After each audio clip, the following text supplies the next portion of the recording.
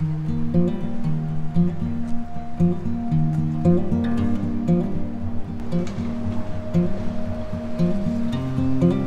ποτέ βρεθείτε στη Λισαβόνα, ένα από τα μέρη τα οποία πρέπει οπωσδήποτε να επισκεφτείτε είναι η Σίντρα, η οποία βρίσκεται μόλις 45 λεπτά έξω από την πρωτεύουσα και μπορεί κανείς να πάει εκεί πέρα με τρένο. Αυτό που κάνει τη Σίντρα γνωστή είναι το γεγονός ότι είναι γεμάτη κάστρα, παλάτια και βασιλικές βίλες. Σας προειδοποιώ βέβαια πως εγώ εκείνη τη μέρα ήμουν λίγο κουρασμένος και δεν είδα πολλά, είδα όμως αρκετά για να επιβεβαιώσω τα όσα είχα ακούσει για εκείνο το μέρος. Μόλις έφτασα στο Σίντρα και με το που βγαίνεις από το τρένο, σου την πέφτουν όλοι οι τουριστικοί οδηγοί, έρχονται όλοι, πέφτουν πάνω σου και να σε πάω εκεί, να σε πάω αλλού. Προσωπικά πιστεύω ότι ο καλύτερος τρόπος για να εξερευνήσει κανείς τη Σίντρα είναι με τα πόδια. Γι' αυτό το λόγο, αν ποτέ σχεδιάσετε να πάτε εκεί πέρα, φροντίστε να πάτε νωρίς το πρωί για να προλάβετε να δείτε όσο περισσότερα γίνεται. Εγώ ωστόσο είχα ήδη πάει πολύ αργά, γι' αυτό ξεκίνησα κατευθείαν να περπατάω προς το πρώτο παλάτι. Έχει βέβαια αρκετό περπάτημα γιατί είναι ανηφόρα. Απλώς βλέπω έχει λίγη συννεφιά από εκεί. Ελπίζω να μην μας κάνει καμιά στραβή. Και πάμε να δούμε.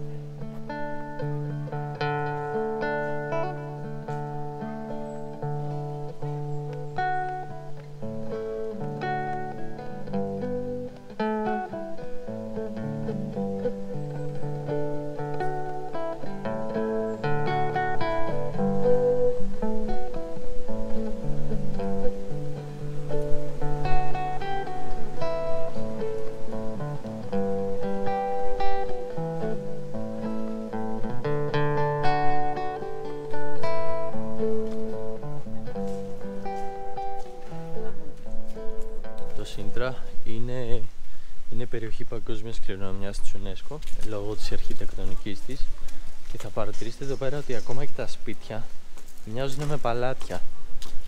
Επίσης είναι πολύ ήρεμα εδώ πέρα, είναι πολύ ωραία να κάνετε μια βόλτα. Έχει ηρεμία, τώρα έχει αυτό το αεράκι συγκεκριμένα και έχει πολλά δέντρα και ακούς μόνο αυτό.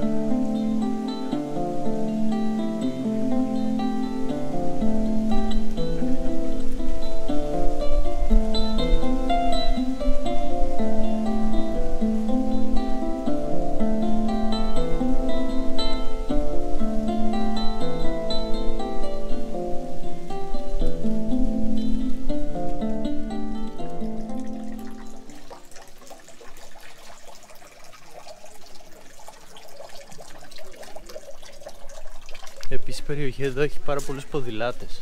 Πρέπει να είναι πάρα πολύ ωραία για ποδήλατο.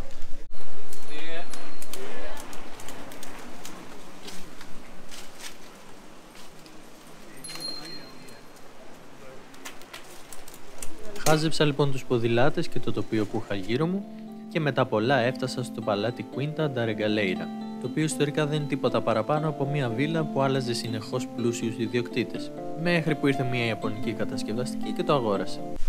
Μόνο που η είσοδος δεν ήταν εκεί, είναι εδώ. Η είσοδος είναι 10 ευρώ και σου δίνουν και ένα χάρτη εδώ πέρα και γενικά είναι πολύ μεγάλο το παλάτι. Και μετά από εδώ θα πάμε στο παλάτι Πένια που είναι ακόμα πιο πάνω. Γενικά έχει πολύ περπάτημα να ξέρετε. Εγώ είμαι λίγο κουρασμένος από χθες, οπότε πάω λίγο αργά, χαλαρά.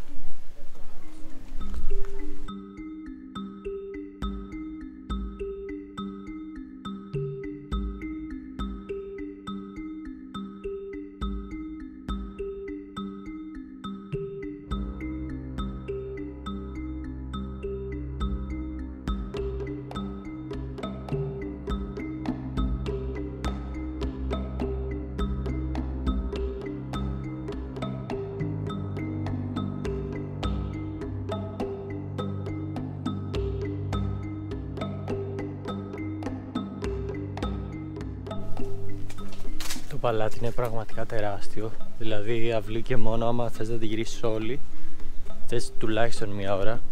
Και έχει παντού λεπτομέρειες. Σε κάθε γωνιά έχει μία λεπτομέρεια. Είναι πολύ ωραίο. Παντού όπου και να κοιτάξεις, δείτε εδώ αυτό.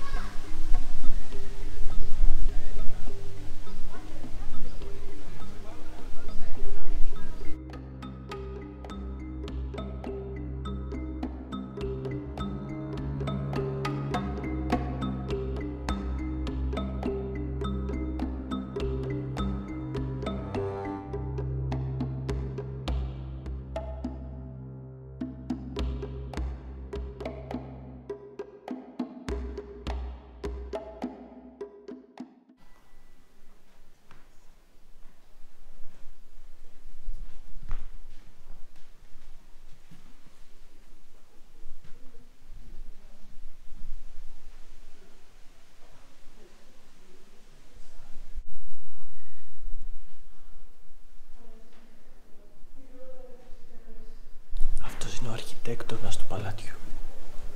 Το παλάτι ήταν πολύ προχωρημένο για την εποχή, γιατί είχε και ηλεκτρικό ρεύμα.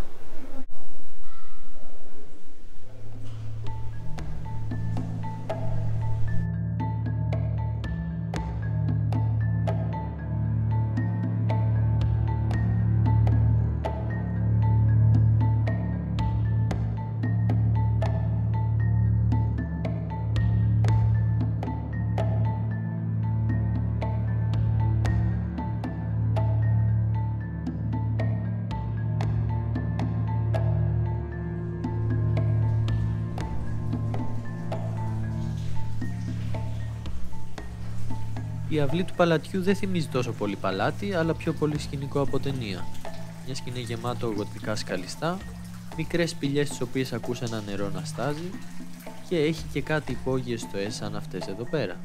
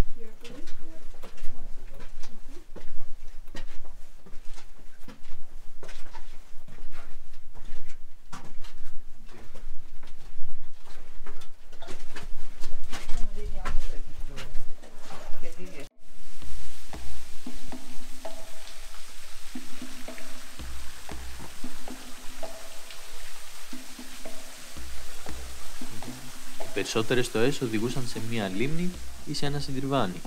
Το καλύτερο απ' όλα όμως ήταν οι δύο υπόγειοι πύργοι, εκ των οποίων ο ένας βέβαια ήταν κλειστός για το κοινό, μιας και η μικρή διατομή του τον καθιστά επικίνδυνο.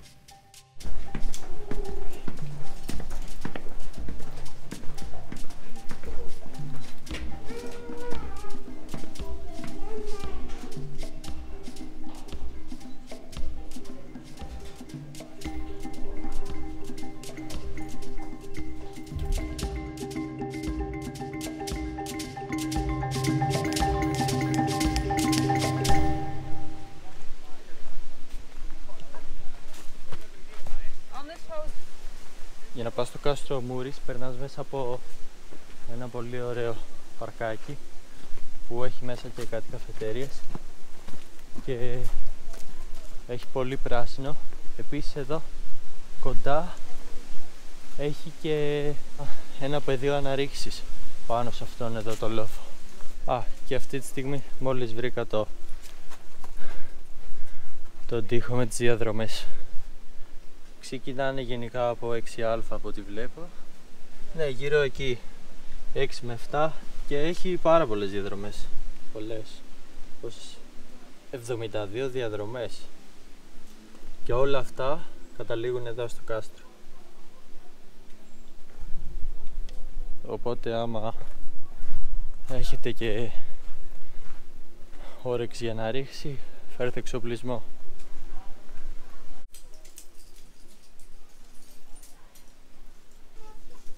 Τώρα εδώ που τα λέμε βέβαια δεν ήταν και το καλύτερο μέρος για σκαρφάλωμα, μιας και το μονοπάτι από το οποίο περνάνε οι τουρίστες βρίσκεται ακριβώς κάτω από κάποιες διαδρομές, με αποτέλεσμα να αυξάνονται οι πιθανότητες κάποιου ατυχήματος.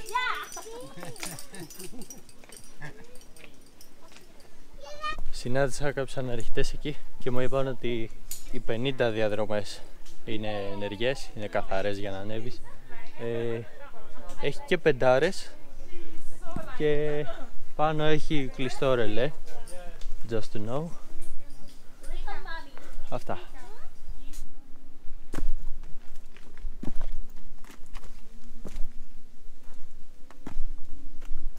Από εδώ έχει πολύ ωραία θέα. Πες δεν μου φαίνεται τίποτα βασικά, αλλά έχει ωραία θέα, εμπιστευτείτε με.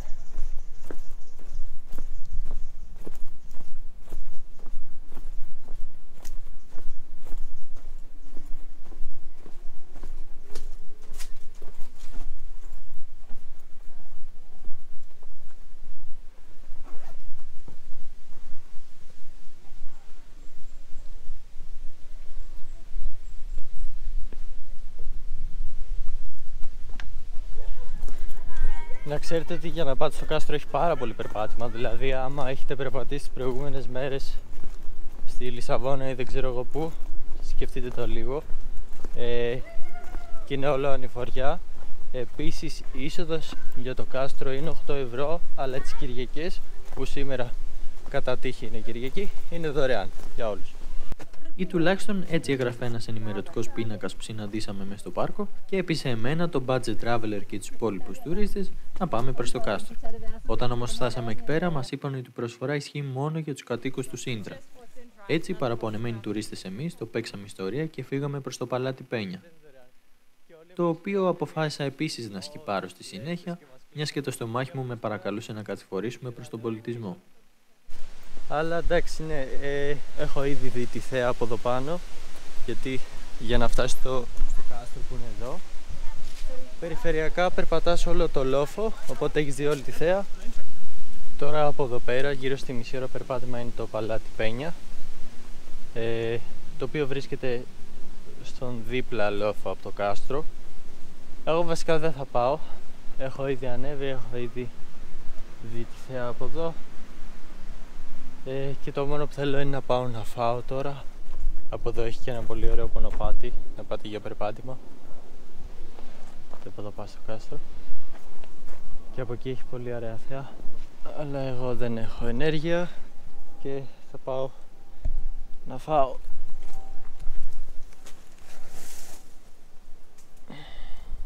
Εδώ ήταν η τσάντα μου. Τώρα είναι εδώ.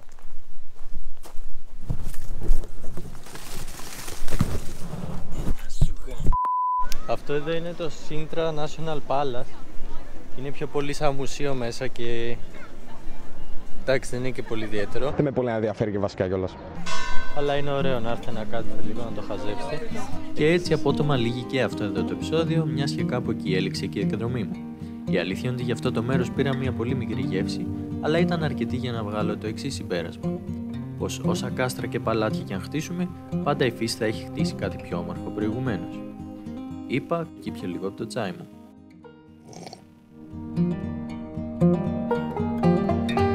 Επίσης, αν θέλετε να μαθαίνετε και να βλέπετε περισσότερα για αυτά τα μέρη, μπορείτε να με ακολουθήσετε στα social ή να κάνετε μια έρευνα στο Google που θα σας βγάλει πιο πολλά αποτελέσματα. Τέλος, μην ξεχνάτε στις εκδρομές σας να παίρνετε φαγητό και νερό, αλλιώς μπορεί να καταλήξετε σαν εμένα ή ακόμα χειρότερα σαν αυτόν εδώ.